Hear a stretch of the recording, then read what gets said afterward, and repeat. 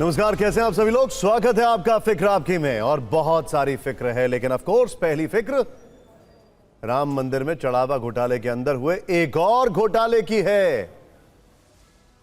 सोचिए जरा, जो कि कर्मचारियों की भर्ती से जुड़ा है। अयोध्या से चलेंगे दिल्ली देहरादून एक्सप्रेसवे, जो कि 12,000 करोड़ की लागत से बना था। 2 महीने पहले ही इसका उद्घाटन भी हुआ था और पहली ही बारिश में एक्सपोज हो गया। एक्सप्रेसवे में बीच सड़क पर बड़ा सा गड्ढा बदनामी की हेडलाइन बन गया है। ग्लोबल फिक्र में आज मुश्तबा खमनेई की फाइल खुलेगी। वो अपनी पत्नी की शोक सभा में नहीं पहुंच पाए। जानकार कह रहे हैं कि वो मोसाद के प्राइम टारगेट पर हैं। क्या वो डरे हुए हैं? क्या वो ईरान में नहीं हैं? क्या वो सिर्फ बंकर में रहते हैं? क्या पिता अयतुल्ला अली खमनेई के जनाजे से भी दूरी बनाएंगे? और अंत में फिक्र रूस यूक्रेन युद्ध की, जहां पुतिन के क्रोध से आधा यूक्रेन जल उठा है। 10 बॉम्बर्स, 100 मिसाइलों और 500 ड्रोन्स के हमलों से रूस ने दुश्मन देश को दहला दिया है। लेकिन सबसे पहले फिक्र राम मंदिर में घोटाले की, जिसमें हर दिन एक नई कहानी, एक नया एंगल सामने आ रहा है। साजिश और किरदारों की फेहरिस्त लंबी होती जा रही है। 20,000 करोड़ से ज्यादा के घोटाले का दावा है।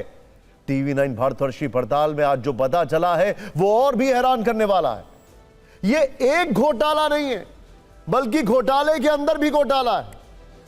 अब तक आप चढ़ावा घोटाले के रहस्य समझ रहे थे, इस बीच भर्ती में घोटाले वाली कहानी भी सामने आ गई है। और यह तो और ज्यादा इंटरेस्टिंग है। क्यों? मतलब पहले चढ़ावा कांड और अब राम मंदिर में हुई नियुक्तियों का फर्जीवाड़ा, क्योंकि भर्ती घोटाले की वजह से ही चढ़ावा घोटाला हुआ है, ऐसा भी शक जताया जा रहा है। आज हमारी चढ़ावा चोरी फाइल्स में आपके लिए क्या क्या है, पहले इस पर एक नजर डालते हैं। ध्यान से देखिए। अब मैं आपको बेसिकली कर्टन रेजर दिखा रहा हूं। आप समझ लीजिए कि आज हमारे शो का जो कंटेंट चैप्टर है वो कुछ इस प्रकार से है। देखिए, खबर नंबर 1, ट्रस्ट के, राम मंदिर ट्रस्ट के 5 साल के ऑडिट का दोबारा ऑडिट होगा। सवाल है कि क्या ट्रस्ट ने बड़ी वित्तीय हेराफेरी की? फिक्र में डिकोड करेंगे। और वो भी क्या, ये मामला 5 साल से चल रहा है। खबर नंबर 2, ऑडिट के साथ निर्माण कार्यों की भी जांच होगी। तो क्या मंदिर निर्माण में भी खेला हुआ है? आखिर निर्माण तक जांच की आंच कैसे पहुंच गई? आपको जरूर देखना चाहिए। रिपोर्ट सौंपने की मियाद बढ़ने के बाद एसआईटी की टीम दोबारा अयोध्या पहुंच चुकी है। क्या इस बार जांच के दायरे में बड़ी मछलियां होंगी? इसे भी समझेंगे। एक खबर यह भी है कि अयोध्या पुलिस सूत्रों के मुताबिक बहुत जल्द अनिल मिश्रा और गोपाल राव के बयान दर्ज किए जाएंगे। एसआईटी पहले ही इन दोनों से पूछताछ कर चुकी है। सवाल है कि क्या कुछ नई गिरफ्तारियां होने वाली हैं? गिरफ्तार अभियुक्त लवकुश मिश्रा के मकान पर बुलडोजर एक्शन की भी तैयारी चल रही है। तो क्या यह माना जाए कि अन्य अभियुक्तों पर भी पीला पंजा चलेगा? देखेंगे। वैसे चढ़ावा कांड पर इतना हंगामा होने के बाद कर्मचारियों की तलाशी अनिवार्य कर दी गई है। लेकिन सवाल तो यह है कि क्या पहले उन्हें ढील मिली हुई थी? क्या पहले चोरी की खुली छूट मिली हुई थी? फिक्र की इन्वेस्टिगेशन में सच आपके सामने होगा, ध्यान से देखिएगा। लेकिन सबसे पहले भर्ती घोटाले की बात करते हैं, क्योंकि देखिए सच्चाई यह है कि अगर यह भर्ती घोटाला हुआ है तो इसका मतलब इसी वजह से चढ़ावा घोटाला हुआ है, ऐसा अब शक है। ध्यान से देखिएगा। राम मंदिर में चढ़ावा चोरी की शुरुआत हुई नियुक्तियों में धांधली से। सिफारिश पर लोगों की नौकरी लगी। रिश्तेदारों और परिचितों को कैश काउंटिंग जैसी अहम जिम्मेदारी दी गई। यह अब तक की हुई पड़ताल में सामने आ रहा है। भर्ती घोटाले में मुख्य तौर पर 2 किरदार बताए जा रहे हैं, चंपत राय और अनिल मिश्रा। सूत्र बता रहे हैं कि सबसे ज्यादा नियुक्तियां इन्हीं की पैरवी पर हुई। इस विस्फोटक घोटाले का दावा एक पूर्व कर्मचारी ने भी किया, जिससे भ्रष्टाचार का खेल नजर आ रहा है। खैर, सूत्रों के मुताबिक राम मंदिर में नौकरी देने के नाम पर हुए गड़बड़ झाले के आरोपों की जांच शुरू हो चुकी है। 125 कर्मचारियों की भर्ती प्रक्रिया जांच के दायरे में है, जो अलग अलग जगह नियुक्त किए गए। पुलिस नियुक्ति पत्र, सर्विस रिकॉर्ड, बैंक खातों और वित्तीय लेन देन की पड़ताल कर रही है। चढ़ावा चोरी की जांच के दौरान ही भर्ती घोटाले का पता चला। सूत्रों के अनुसार गिरफ्तार अभियुक्त अविनाश शुक्ला से पूछताछ के दौरान पुलिस को कुछ ऐसे इनपुट मिले हैं जिनसे जांच की दिशा बदल गई। बताया जा रहा है कि पूछताछ में ट्रस्ट के एक सदस्य का नाम बार बार आया। सूत्रों के अनुसार जांच के दौरान पुलिस ने भर्ती से जुड़े रिकॉर्ड देखना शुरू किया तो कई कर्मचारियों के रिकॉर्ड और जरूरी दस्तावेज नहीं मिले। मतलब कोई एचआर नामक पॉलिसी नहीं। मोटी मोटी बात। कैसे, हम आपको आगे बताएंगे। इसी के बाद पुलिस का शक बढ़ जाता है। वो ये पता लगाने में जुट जाती है कि नियुक्तियां किस प्रक्रिया के तहत पर हुई, किसके निर्देश पर हुई और कर्मचारियों की भर्ती से जुड़े दस्तावेज कहां हैं। सोचिए, ना अपॉइंटमेंट लेटर है, ना कॉन्ट्रैक्चुअल लेटर है, तो फिर आईडी कार्ड कैसे मिल गए? कॉमन सेंस वाली बात है कि नहीं? देखते जाइए, अभी आगे कहानी और खुलेगी। आपको हमने कल ही सूत्रों के हवाले से बताया था कि कर्मचारियों में सबसे अधिक नियुक्तियां अनिल मिश्रा की सिफारिश पर हुई थी। कर्मचारियों को नहीं हटाने का सबसे ज्यादा दबाव भी इन्हीं का था। आज जो जानकारियां सामने आई हैं वो इस बात का साफ संकेत है कि भर्ती में बड़े पैमाने पर गड़बड़ी हुई। प्रोटोकॉल फॉलो नहीं करना अपने आप में गड़बड़ है और लगातार फॉलो नहीं करना तो साजिश। शक यह है कि निजी एजेंसी के जरिए हायरिंग में कोई वेरिफिकेशन नहीं हुआ। ऐसा शायद इसलिए हुआ होगा क्योंकि पैरवी और नाम की पर्ची सीधे ट्रस्ट के स्तर से आ रही थी। मतलब नाम निजी एजेंसी का, लेकिन कर्मचारी ट्रस्ट सदस्यों की मर्जी से। राम मंदिर में नियुक्तियों का खेल कैसे हुआ, बड़ा इंटरेस्टिंग है। ध्यान से देखिए, हमारी टीम ने पूरी डिटेलिंग निकाली है। देखिए क्या होता है, बिग बॉल पर आपको समझाते हैं step by step. Champat Rai trust के महासचिव थे और अनिल मिश्रा सदस्य। इन दोनों की सिफारिश पर नियुक्तियां की गई। अनिल मिश्रा सभी लोगों को जो था उसका इंटरव्यू लेते थे। नियुक्त हुए लोगों की ज्वाइनिंग राम मंदिर ट्रस्ट में करवाई गई। सभी का काम चढ़ावा गिनने का था। फिर 6 महीने बाद इन सभी लोगों को सैनिक सिक्योरिटी फर्म में ट्रांसफर कर दिया गया। ट्रांसफर के बाद भी ये लोग चढ़ावा काउंटिंग से जुड़े रहे। सैनिक सिक्योरिटी फर्म ने इन सभी कर्मचारियों को अयोध्या स्टेट बैंक को ट्रांसफर कर दिया।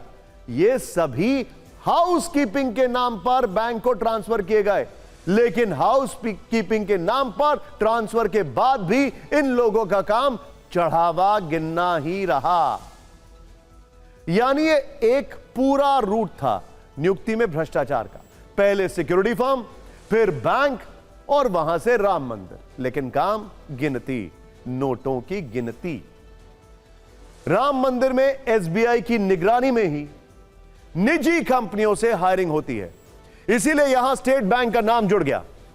जिस सैनिक सिक्योरिटी सर्विसेज का नाम आया वो वाराणसी बेस्ड फर्म है। लोगों को हायर करने वाली इस फर्म के मालिक से भी पूछताछ हुई है। सैनिक सिक्योरिटी सर्विसेज के मुताबिक इस फर्म ने पहले 15 स्टाफ नियुक्त किए, जिसे बाद में बढ़ाकर 19 किया गया और ये सारी नियुक्तियां एसबीआई अयोध्या शाखा के लिए की गई। एक खबर हमने आपको बताई थी कि एसबीआई के एक बड़े अधिकारी ने रेड फ्लैग किया था, लेकिन सुनी नहीं गई। खैर, जिन 8 लोगों की गिरफ्तारियां हुई उनमें 6 अभियुक्त इसी सैनिक सर्विसेज के पेरोल पर हैं। ये सभी एसबीआई राम मंदिर शाखा में पहले से ही कार्यरत थे। इनके नाम अविनाश शुक्ला, अनुकल्प मिश्रा, लवकुश मिश्रा, मनीष यादव और करुणेश पांडे। टीवी 9 ने ऐसे ही एक शख्स से बातचीत की जिसका इंटरव्यू अनिल मिश्रा ने लिया था। वो पहले सैनिक सर्विसेज फर्म को ट्रांसफर हुआ, वहां से स्टेट बैंक आया और फिर चढ़ावा गिनती से जुड़ गया। चढ़ावा काउंटिंग का हिस्सा रहे इस स्वयंसेवक का नाम रविंद्र है। टीवी 9 को उन्होंने भर्ती घोटाले पर क्या बताया, आपको देखना जरूर चाहिए। रविंदर, आपने कब ज्वाइन किया था मंदिर ट्रस्ट? 5 मार्च को मुझे बुलाया गया था, 25 मार्च सन 2025 में, और 7 मार्च से काम स्टार्ट हुआ था। तो नौकरी पर किसने रखा था आपको, मतलब वहां पर किससे मुलाकात हुई थी? वहाँ पे मेरी अनिल मिश्रा से बात हुई थी। उन्होंने ही फाइनल कर दिया था? हाँ जी, उन्होंने ही फाइनल कर दिया था कि कल से आप लोग आना। अच्छा, ये बताइए रविंदर कि आपको ट्रस्ट की तरफ से हायर किया गया, फिर ये चर्चा कहाँ से आई कि सैनिक सर्विसेज की तरफ से लोग हायर किए जाते थे? कि वहाँ पे बहुत तरह तरह की कहानियाँ होती थी। एक अंकल जी आए थे सर, वो बोले कि सैनिक सिक्योरिटी की तरफ से हम हैं और हम लोग आप लोगों को एक कैब देंगे और ये सुविधा देंगे वो सुविधा देंगे। ये बाद में उन्होंने कुछ नहीं किया, फिर हम लोगों को बैंक की तरफ से कर दिया गया। अच्छा, तो ये बैंक की तरफ से कब से किया गया, सैनिक सिक्योरिटी की तरफ से? फिर मुझे लगता है कि 4-5 महीने बाद कर दिया गया था।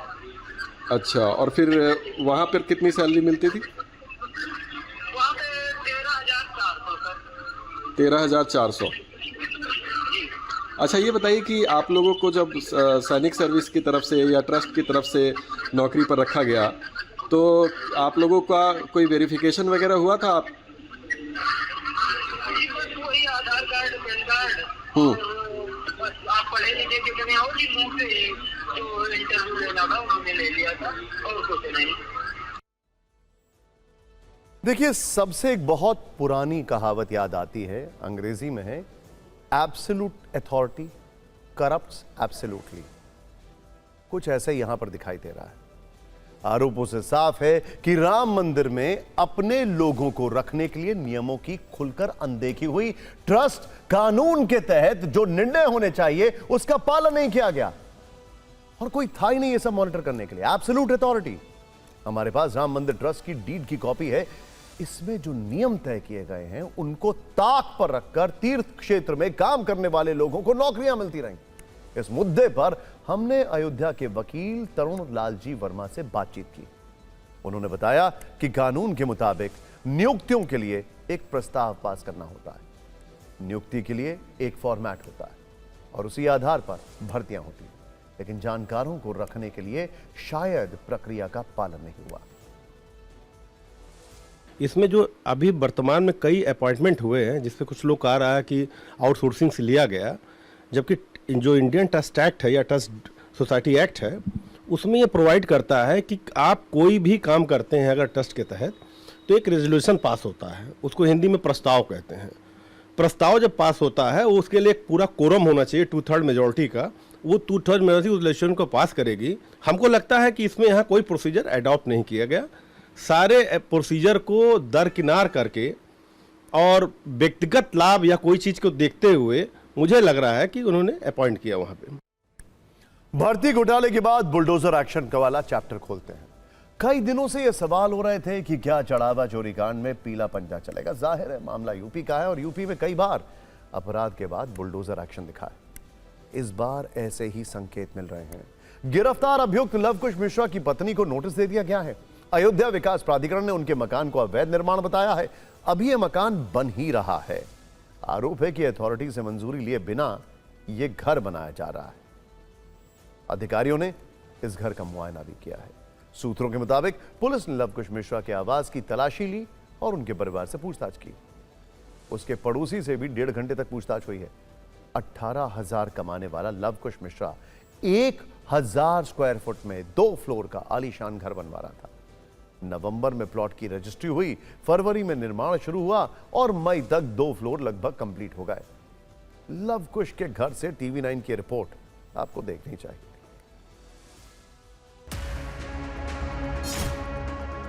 महज 18,000 रुपए की नौकरी राम मंदिर ट्रस्ट में करने वाला लवकुश मिश्रा आखिरकार इतना अमीर कैसे हो गया कि नवंबर महीने में उसने प्लॉट खरीदा और फरवरी महीने में मकान का निर्माण भी शुरू हो गया। और जब जुलाई में हम यहाँ पर खड़े हैं तो देख रहे हैं कि 2 माले की इमारत आलीशान यहाँ पर खड़ी हो गई है। आज हम इस मकान को आपको दिखाएंगे। देखिए, यहाँ पर घुसते ही सबसे पहले एक कमरा यहाँ पर आपको दिखाई देगा। उसके अलावा हम अंदर आते रहते हैं, आपको तस्वीरें दिखाते रहते हैं। ये किचन का एरिया है, आप देखिए, डाइनिंग और किचन का एरिया। इसके साथ में एक और कमरा ये लगा हुआ है। यहाँ आइए, ये कमरा दिखाइए। और इस कमरे के साथ साथ अगर देखें तो अटैच्ड वॉशरूम, यानी कि अटैच्ड वॉशरूम की व्यवस्था इसमें है। हॉल और किचन हमने आपको दिखाया। अब हम दूसरे फ्लोर पे चलते हैं। दूसरे फ्लोर पर आपको दिखाते हैं कि वहाँ क्या क्या फैसिलिटीज़ बनाई गई। ये सेकेंड फ्लोर पर हम आ गए। सेकेंड फ्लोर पर अब आपको दिखाते हैं। यहाँ भी कंस्ट्रक्शन लगभग उसी तरह का है। फरवरी में कंस्ट्रक्शन शुरू हुआ फरवरी, मार्च, अप्रैल, मई, जून, यानी कि 5 महीनों में ही ये मकान इतना बनकर तैयार हो चुका है। हम इस मकान के छत पर आ गए हैं और छत पर आने के बाद आप देखिए तस्वीरें यहाँ पर। ये तो तीसरे फ्लोर की भी तैयारी थी। आप देख सकते हैं ये सरिया जो है, ये पिलर बनाने के लिए ये सरिया लगाया हुआ है यहाँ पर। कोई सोच नहीं सकता था कि 18,000 रुपये तनख्वाह और प्लॉट खरीद के अयोध्या में मकान बन जाएगा। आखिर ये पैसे आ कहाँ से रहे थे? हमारा जो प्रवर्तन अनुभाग है वो जांच करता रहता है। जो भी हमारे यहाँ निर्माण हो रहा है उनकी जांच चलती रहती है कि मैं पास है कि नहीं पास है ना। तो उसी क्रम में एक notice Supriya Mishra wife of Lavkush Mishra को दी गई बुलडोजर चलाओ। कितने लोग जेल गए हैं? 9 लोग हैं।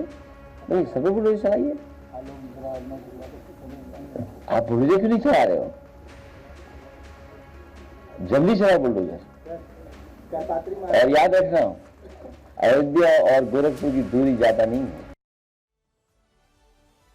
ऐसी खबरें देखते हैं, ऐसी तस्वीरें देखते हैं तो हिंदी फिल्म का पुराना गाना याद आता है, राम नाम जपना पराया माल अपना।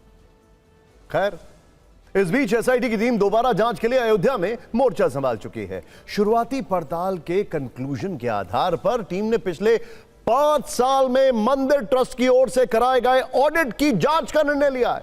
मतलब ऑडिट का भी ऑडिट होगा, यानी एसआईटी अब ट्रस्ट के 5 साल के ऑडिट का ऑडिट करेगी। शुरुआती जांच में बड़े पैमाने पर वित्तीय अनियमितताओं की आशंका को देखते हुए हर लेन देन की बारीकी से तफ्तीश की जाएगी। जरूरत पड़ने पर एसआईटी एक्सपर्ट की मदद ले सकती है। यह पता किया जाएगा कि ऑडिट में कहां खामियां हैं। एसआईटी को कुछ अहम साक्ष्य भी मिले हैं और इस आधार पर जांच की जद में ट्रस्ट के बड़े पदाधिकारी आ सकते हैं। लेन देन की पड़ताल के अलावा राम मंदिर के निर्माण कार्यों की भी जांच होगी। यानी यह तय है कि अभी कई राज और खुलेंगे। एसआईटी के साथ अयोध्या पुलिस की जांच भी फुल स्पीड से आगे बढ़ रही है। सूत्रों के मुताबिक पुलिस जल्द अनिल मिश्रा और गोपाल राव के बयान दर्ज करेगी। इनसे पूछताछ पहले भी हो चुकी है।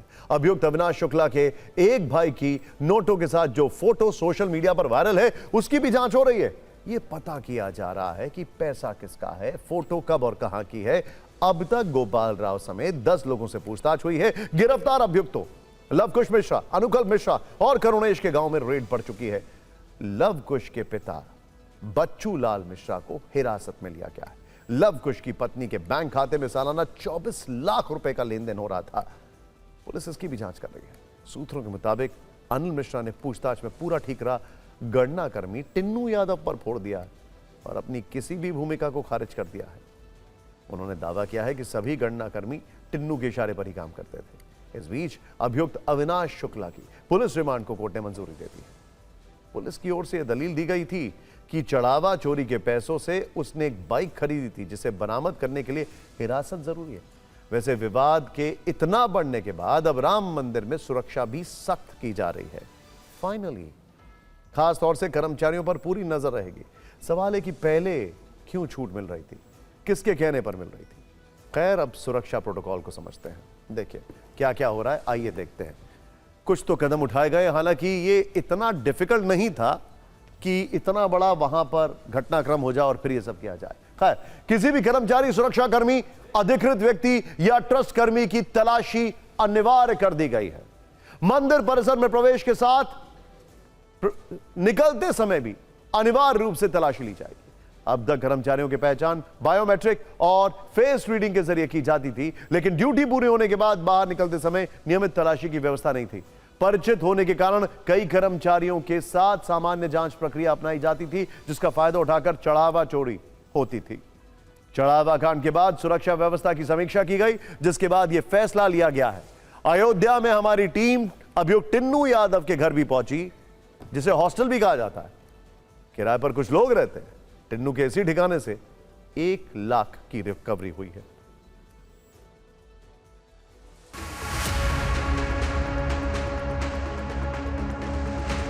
तो इस वक्त टिन्नू यादव के हम घर पे मौजूद हैं। ये वो घर है जिसको एज ए हॉस्टल वो यूज करता था। ये देखिए, श्री राम शंकर यादव, विश्व हिंदू परिषद, श्रीमती पूनम देवी, पुत्र रवि यादव। ये पूरा टिन्नू यादव का यहाँ पे बाकायदा एक सब कुछ यहाँ पे लिखा हुआ है। और ये अगर हम बात करें अयोध्या में ही श्रीगंगा हॉस्पिटल के पीछे में टीचर्स कॉलोनी है, वहाँ पे इसका ये मकान है। अगर इस मकान की बात करें तो फिलहाल इसको उसने लड़कों को किराए पे दिया हुआ है, लड़के और लड़कियां दोनों रहते हैं इस मकान में। ग्राउंड फ्लोर की बात करें तो ग्राउंड फ्लोर पे लड़के रहते हैं, तकरीबन 14 कमरे हैं इस पूरे मकान में, जबकि फर्स्ट फ्लोर पे लड़कियां रहती हैं। TV9 भारतवर्ष ने लड़कों से जब बात करने की कोशिश की तो फिलहाल उन्होंने किसी भी जानकारी देने से इनकार किया और कुछ भी कैमरे पे कहने से वो बचते रहे। हालांकि अगर इस जगह की बात करें तो पुलिस को जो टिन्नू यादव ने बताया था उसके बाद पुलिस यहाँ पहुंची थी और इस मकान के फर्स्ट फ्लोर पे पुलिस पहुंची थी और टिन्नू यादव की निशानदेही पे वहां से 1 लाख रुपए रिकवर किए गए थे। एक तरफ पुलिस और SIT की जांच चल रही है तो दूसरी तरफ FIR में ट्रस्ट सदस्यों के नाम नहीं होने का मुद्दा भी गर्म हो रहा है। आज इसी मुद्दे पर फैजाबाद बार एसोसिएशन के नेतृत्व में वकील श्रीराम जन्मभूमि थाने पहुंचे। उन्होंने चढ़ावा चोरी में चंपत राय, अनिल मिश्रा, गोपाल राव और कृष्ण मोहन के खिलाफ FIR दर्ज करने के लिए लिखित शिकायत दी है। कृष्ण मोहन की शिकायत पर ही इस मामले में केस दर्ज हुआ था। बार एसोसिएशन का दावा है कि पुलिस ने मुकदमा दर्ज करने का भरोसा दिया। वकीलों ने अदालत परिसर से श्रीराम जन्मभूमि थाने तक मार्च भी निकाला। साधु संत भी लगातार इस मामले में आक्रोश जता रहे हैं।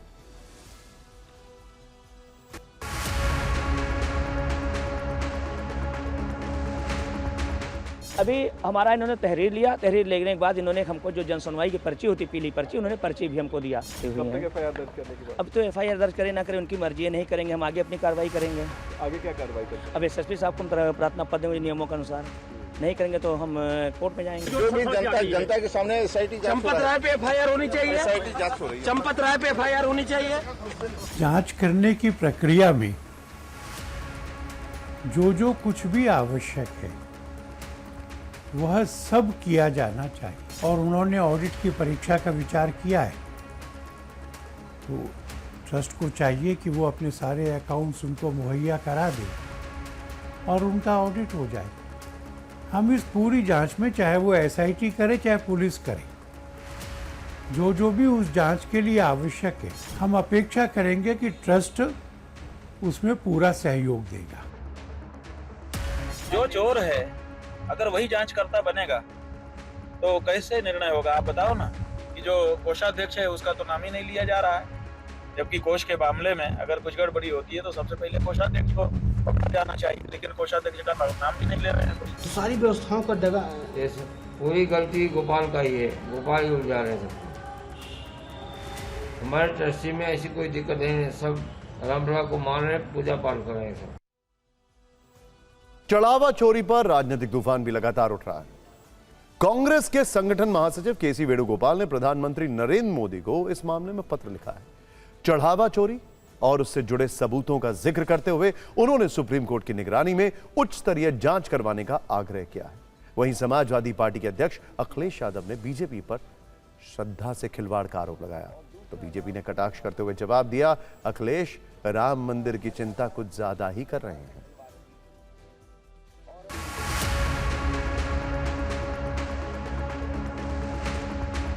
मर्यादा का पहला नाम प्रभु श्री राम और दूसरा नाम संविधान। आस्था, मर्यादा और श्रद्धा से खिलवाड़ की है और अब संविधान और लोकतंत्र से भी सरकार खिलवाड़ करने की तैयारी कर रही है। देखिए, विपक्ष का काम सवाल खड़ा करना है और राम मंदिर की चिंता अखिलेश यादव की ज्यादा हो गई है। मुख्यमंत्री जी ने कहा पहले जरा कृष्ण भूमि की भी बात करना, और जहाँ तक राम मंदिर का सवाल है SIT के जो भी रिपोर्ट आएगी, जो भी दोषी पाए जाएंगे, किसी को बख्शा नहीं जाएगा। SIT बिना FIR की SIT बन कैसे सकती है? तब तक FIR ही नहीं हुई थी। बिना FIR की SIT बन ही नहीं सकती। आपने एक SIT बना दी धूल झोंकने के लिए, लोगों की आंखों में धूल झोंकने के लिए। फर्जी FIR में 8 छोटे छोटे लोगों को पकड़ के जेल में डाल दिया। उसमें भी उन 8 छोटे छोटे लोगों को भी पुलिस कस्टडी नहीं दिलवाई गई, सीधे जुडिशियल कस्टडी, पुलिस ने कस्टडी मांगी ही नहीं। तो 90 से लेके 2026 ये हो गई 35 साल, समझ लीजिए 35 साल से थोड़ा ज़्यादा। कोई ऐसा दिन नहीं है तब से लेके अब तक जब 1 करोड़ 2 करोड़ या उससे भी ज़्यादा बाद में मंदिर बनने को आया तो 50 करोड़ एक एक दिन में आए। तो आप अंदाज लगा लीजिए कि पैसा कितना आया होगा। पुलिस अपना काम कर रही है, विपक्ष परेशान इस नाते है कि विपक्ष के चाहने वाले लोग फंस रहे हैं उसमें ज़्यादा, इस नाते वो सब बहुत परेशान है। ये मुद्दा राजनीतिक नहीं है, ये मुद्दा सामाजिक है, ये मुद्दा धार्मिक है। बात निकलेगी तो दूर तलक जाएगी। लोग जालिम है, हर एक बात का ताना देंगे और बातों बातों में घोटाले का जिक्र करेंगे। खैर, राम मंदिर में चढ़ावा घोटाले के अंदर एक और भर्ती घोटाले का होना यह बताता है कि व्यवस्था कैसे कुछ रसूखदारों के हाथों की कठपुतली बन गई थी। न खुद के बनाए नियमों का पालन, न करोड़ों लोगों की आस्था का सम्मान। सब कुछ चोरी चोरी, चुपके चुपके कुचला जाता रहा। लोग प्रभु के चरणों में जो दान अर्पित कर रहे थे उससे चंद लोगों की तिजोरियां भरती रहीं। सवाल यह है कि वर्षों से चल रहे गोरख धंधे पर किसी की नजर क्यों नहीं पड़ी? क्या जानबूझकर लूट की खुली छूट दी गई थी? सवाल यह भी है कि क्या इतना बड़ा स्कैम उन लोगों के बस की बात है जो आज सलाखों के पीछे हैं? वो तो बस मुखौटे हैं। जरूरत उन चेहरों को बेनकाब करने की है जो इस खेल के असली खिलाड़ी हैं। चलिए अब फिक्र में खबरों के स्टीयरिंग को एक ऐसे एक्सप्रेसवे की ओर घुमाते हैं जहां कई झटके लग सकते हैं। सीट बेल्ट काम नहीं आएगी, किसी की जान भी जा सकती है, क्योंकि इस सड़क पर बहुत गड्ढे हैं। वैसे सड़क पर गड्ढों से जुड़ी आज एक नहीं बल्कि दो बड़ी खबरें हैं और दोनों पर बड़े सवाल हैं। पहली खबर दिल्ली देहरादून एक्सप्रेसवे से आई है, जहां उद्घाटन के 2 महीने बाद ही 2 बड़े गड्ढे होने का दावा है। तो दूसरी खबर मुंबई से है, जहां बारिश के बीच एक बार फिर खुले हुए मैनहोल ने एक की जान ले ली। पहले दिल्ली देहरादून एक्सप्रेसवे पर चलिए, जिसका वीडियो तेजी से वायरल हो रहा है। इस वीडियो में दावा किया जा रहा है कि शामली के पास दिल्ली देहरादून एक्सप्रेसवे पर बारिश के बाद 2 बड़े गड्ढे बन गए थे। अरे बाप रे! वीडियो बनाने वाले शख्स के अनुसार इन गड्ढों की वजह से कुछ गाड़ियों को नुकसान भी हुआ। वैसे अपडेट यह है कि अब इन गड्ढों को भर दिया गया और पैचवर्क का काम पूरा हो गया। लेकिन सिर्फ 2 महीने के अंदर एक्सप्रेसवे की ऐसी हालत, निर्माण में लापरवाही के गड्ढों वाले ऐसे सवाल विमर्श से सियासत तक ट्रेंड कर रहे हैं। लोग पूछ रहे हैं कि जिस एक्सप्रेसवे का उद्घाटन 14 अप्रैल को हुआ, सिर्फ 78 दिन के अंदर उस पर गड्ढों का दाग कैसे लग गया? 12,000 करोड़ की लागत से बने एक्सप्रेसवे को 2 महीने में ही गड्ढों वाली बदनामी क्यों झेलनी पड़ी? वीडियो के अनुसार यह गड्ढे एक्सप्रेसवे के बीचों बीच बने, इसीलिए इसमें हादसे होने का रिस्क था। और अगर कोई बड़ा हादसा हो जाता तो जिम्मेदारी किसकी होती? देखिए, देहरादून एक्सप्रेसवे पर अधिकतम स्पीड 100 किलोमीटर प्रति घंटा है। सोचिए, 100 किलोमीटर पर आवर। ध्यान से देखेगा, इतनी रफ्तार में कोई भी गाड़ी इन गड्ढों से गुजरती है तो उसके पलटने या डिवाइडर से टकराने का खतरा हो सकता है। इसके अलावा गाड़ियों के सस्पेंशन और एलॉय व्हील टूटने का रिस्क भी रहता है। इसीलिए भारी भरकम टोल टैक्स के बाद भी जान के जोखिम को लेकर लोगों में काफी नाराजगी है। अब दिल्ली देहरादून एक्सप्रेसवे के इन गड्ढों पर सियासत की रेस शुरू हो गई है और विरोधियों को सरकार पर तीव्र गति से सवाल उठाने का मौका मिल गया है। कांग्रेस ने कटाक्ष किया है। यह दिखाता है कि इस एक्सप्रेसवे को बनाने में जमकर भ्रष्टाचार और पैसों की बंदरबाट की गई। पुल हो या सड़क, हाईवे या पानी की टंकी, रेलवे स्टेशन या एयरपोर्ट की छत, हर और इंफ्रास्ट्रक्चर ढह रहा है। कांग्रेस ने लिखा, मोदी सरकार देश और जनता के लिए घातक है। कांग्रेस की तरह आम आदमी पार्टी ने भी दिल्ली देहरादून एक्सप्रेसवे के जरिए मोदी सरकार के विकास वाले दावे पर हमला बोला तो एक्सप्रेसवे वाले इस टकराव में अखिलेश यादव की भी एंट्री हो गई और उन्होंने कहा बीजेपी सरकार क्वालिटी से समझौता करती है। ये जो 2 प्रदेशों को और महत्वपूर्ण एक्सप्रेसवे जो बना है दिल्ली से देहरादून, उसमें दिखने को आया कई गड्ढे हो गए, सुरक्षित नहीं है एक्सप्रेसवे। तो कहीं ना कहीं बीजेपी के लोग क्वालिटी से कंप्रोमाइज करते हैं। इनके हर पॉलिसी, हर कार्यक्रम भ्रष्टाचार और जेब भरने के लिए होता है। वैसे अब इस पूरे मामले को लेकर एनएचएआई यानी national highway authority of India का पक्ष भी सामने आ गया। एनएचएआई के अनुसार 1 जुलाई यानी बुधवार को दिल्ली देहरादून एक्सप्रेसवे पर सड़क का एक हिस्सा धंस गया था। ऐसा भारी बारिश के कारण एक जगह पानी जमा होने और ड्रेनेज का पक्का सिस्टम पूरी तरह चालू न होने की वजह से हुआ। एजेंसी का दावा है कि स्थायी ड्रेनेज सिस्टम स्थानीय लोगों के विरोध के कारण चालू नहीं हो पाया। 1 जुलाई की सुबह जब प्रोजेक्ट टीम हमेशा की तरह सड़क पर पेट्रोलिंग कर रही थी, तभी उन्हें इस खराब हिस्से का पता चला। टीम ने तुरंत इसे ठीक करने का काम शुरू कर दिया। खराब हुए हिस्से को प्राथमिकता के आधार पर तुरंत ठीक कर दिया गया है और अब इस मार्ग पर सामान्य ट्रैफिक बहाल हो चुका है। इस मामले में NHAI ने शाम को एक्शन भी लिया है। प्रोजेक्ट से जुड़े डायरेक्टर, अथॉरिटी इंजीनियर और EPC ठेकेदार को कारण बताओ नोटिस जारी कर दिया। अथॉरिटी इंजीनियर के टीम लीडर और ठेकेदार के प्रोजेक्ट मैनेजर को तत्काल प्रभाव से सस्पेंड भी कर दिया गया है। वैसे आपको भारत में सड़कों के खराब निर्माण को लेकर कुछ आंकड़े भी बताते हैं। असल में भारत में सड़क निर्माण में भ्रष्टाचार एक आम बात है। ट्रांसपेरेंसी इंटरनेशनल इंडिया की रिपोर्ट के मुताबिक भारत में सड़क निर्माण में 20 से 40% लागत बर्बाद हो जाती है।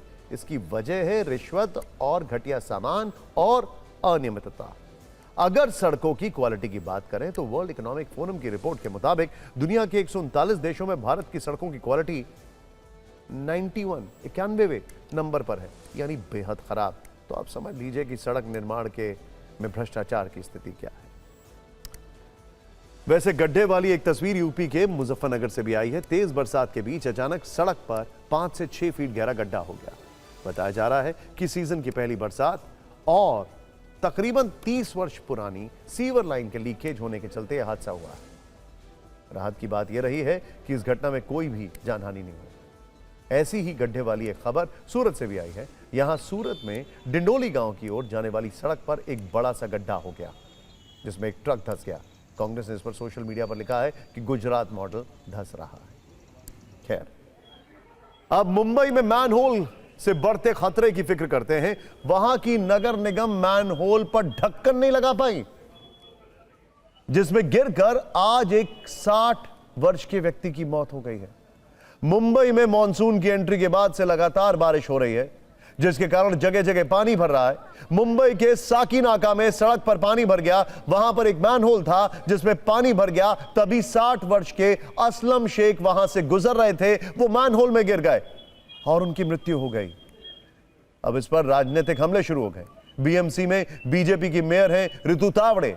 विपक्ष उन पर राजनीतिक हमले कर रहा है। महाराष्ट्र विधानसभा में भी यह मुद्दा उठाया गया है। विधानसभा अध्यक्ष ने सरकार से इस पर रिपोर्ट मांग ली है। इस बीच एक सहायक आयुक्त समेत 4 अधिकारी निलंबित कर दिए गए और उच्च स्तरीय जांच समिति गठित कर दी गई है। इधर परिवार परेशान है। परिवार का कहना है कि वो कमाने वाले अकेले आदमी थे, इसीलिए सरकार उन्हें मुआवजा दे।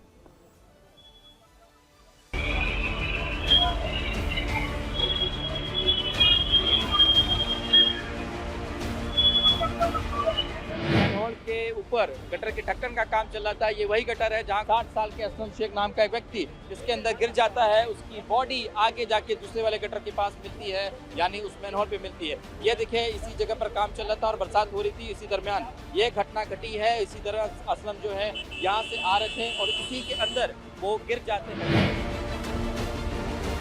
इसके लिए पूरी तरह से प्रशासन जिम्मेदार है। मुंबई महानगर पालिका के आयुक्त जिम्मेदार है, जिनको मैंने 6 दिन पहले खुद मैंने लेटर दिया था कि मुंबई शहर में जो मैनहोल्स है उसकी आप जांच कीजिए। ये बताने के बाद महानगर पालिका के आयुक्त ने इसके ऊपर कुछ नहीं किया और इसका नतीजा आज हमें यहाँ पे भुगतना पड़ा। एक इंसान की जान इसमें गई। केवळ निलंबन करून चालणार नाही। मला वाटतं कल्पेबल होमिसाइडचा गुन्हा घ्यायला पाहिजे अशा अधिकाऱ्यांवर। लगा, इसकी वजह से आदमी गया ना, बैरिकेड लगा के काम करते। इमरजेंसी होता तो समझ में आता। नगर सेवक को मालूम नहीं है कि ये किसने खोला है, तो किया किसने? अब वो आदमी तो मर गया। उनका एक बेटा है, बेटी है, बीवी है, कमाने वाला वो एक अकेला इंसान था। उसके लिए मुआवजा चाहिए, प्लस दोबारा ऐसा कुछ ना हो। मुंबई में खुले मैनहोल का खतरा नया नहीं है। वर्ष 2017 में प्रसिद्ध डॉक्टर दीपक अमरापुरकर की खुले मैनहोल में गिरने से मौत हो गई थी। वर्ष 2024 और 2026 में भी इस तरह की घटनाएं घटी थी। मुंबई के मैनहोल में लगातार ऐसी घटनाओं पर बॉम्बे हाई कोर्ट नाराजगी जता चुका है। कोर्ट ने खुले मैनहोल को डेथ ट्रैप यानी मौत का जाल बताया था और BMC को सभी मैनहोल पर सुरक्षा ग्रिल लगाने का आदेश दिया था। इसे हम अगर फिक्र के लेंस से देखें तो जब हाई कोर्ट खुले मैनहोल को मौत का जाल बता चुका है, हर मॉनसून में इसकी वजह से किसी न किसी की मौत होती है, तो सरकार की नींद खुलती क्यों नहीं है? वो हर वर्ष मौत का तमाशा क्यों देखती है? और सोचिए, भारत की सबसे रईस म्युनिसिपैलिटी एक मैनहोल का ढक्कन नहीं लगा पाई। खैर, एक्सप्रेसवे वाले गड्ढों से निकलते हैं और वो बयान सुनाते हैं जो आपको थोड़ा निराश कर सकता है। क्रूड ऑयल के दामों में कमी आने के बाद पूरी दुनिया में पेट्रोल डीजल सस्ता हो रहा है, लेकिन भारत में अभी इसकी उम्मीद काफी कम है। पेट्रोलियम मंत्री हरदीप पुरी से जब यह पूछा गया तो उन्होंने कहा कि जब दाम बड़े ही नहीं हैं तो दाम कम क्यों होंगे? ऐसे सवाल मुझे इरिटेट करते हैं। इसके साथ ही उन्होंने 2-3 महीने बाद का इशारा भी कर दिया। So I'm not amused, but I also, since I am human, I also tend to get irritated sometimes. I'm not angry, but I get irritated when I see दुनिया के क्रूड बैरल था 128 रुपए का, वो 70 रुपए पे आ गया है, and when are prices coming down? So my first response to that, price never went up. There has been no increase in prices for the consumer. क्या बोलें इस पर? खैर, फिक्र में अब आगे बढ़ते हैं खाड़ी क्षेत्र की ओर। वहां भी मिसाइलें लॉन्च नहीं हो रही हैं, ड्रोन नहीं दागे जा रहे हैं, बम नहीं बरस रहे हैं, लेकिन ये सब कुछ दोबारा शुरू होने के खतरनाक संकेत हैं। इसकी दो बड़ी वजह। पहली, अमेरिका ईरान में होर्मुज़ स्ट्रेट और न्यूक्लियर प्रोग्राम को लेकर कोई ठोस हल नहीं निकल पाना, और दूसरी, इजराइल का ईरान पर हमले का प्रण, वो भी ऐसे समय जब ईरान में पूर्व सुप्रीम लीडर आयतुल्लाह अली खamenei के सुपुर्द खाक कार्यक्रम की तैयारी जोरों पर है। इजराइल की किलिंग मशीन मोसाद के एजेंट वहां नजर बनाए हुए हैं। मुज्तबा खamenei उनके टारगेट पर है, और ऐसी परिस्थिति में वो पिता के जनाजे में शामिल होंगे या नहीं, इस पर सस्पेंस है। कि ईरान के supreme leader Mojtaba marked for death हैं, यानी निशाने पर हैं, और इजराइल पर हमले कराने वाले को छोड़ेंगे नहीं। खबर यह भी है कि ईरान में इजराइल की खुफिया एजेंसी मोसाद के एजेंट सक्रिय हैं। आयतुल्लाह अली खamenei के सुपुर्द खाक कार्यक्रम पर मोसाद की नजर है कि आपात स्थिति के लिए मिसाइल और drone brigade ready to fire mode में है। ईरान की संप्रभुता पर आंच आई तो बेहद क्रूर और दर्दनाक प्रतिशोध लिया जाएगा। ईरानी विदेश मंत्री अब्बास अरागची ने इजराइल को चेतावनी दी कि ईरानी नेतृत्व पर आंच आई तो तुरंत बेहद शक्तिशाली जवाब दिया जाएगा। ईरान ने अमेरिका तक से तल्ख अंदाज में कह दिया कि वॉशिंगटन को तेल अवीव में पालतू जानवरों को काबू करना होगा। इजराइल नहीं सुधरा तो ईरान सबक सिखाएगा। ईरान के बाद चलते इराक। बाद भ्रष्टाचार के खिलाफ चलाए गए सबसे बड़े ऑपरेशन की मुख्य रूप से तेल निर्यात पर निर्भर इराक ने पिछले कई दशकों में युद्ध, अस्थिरता, भ्रष्टाचार और बेरोजगारी देखी है।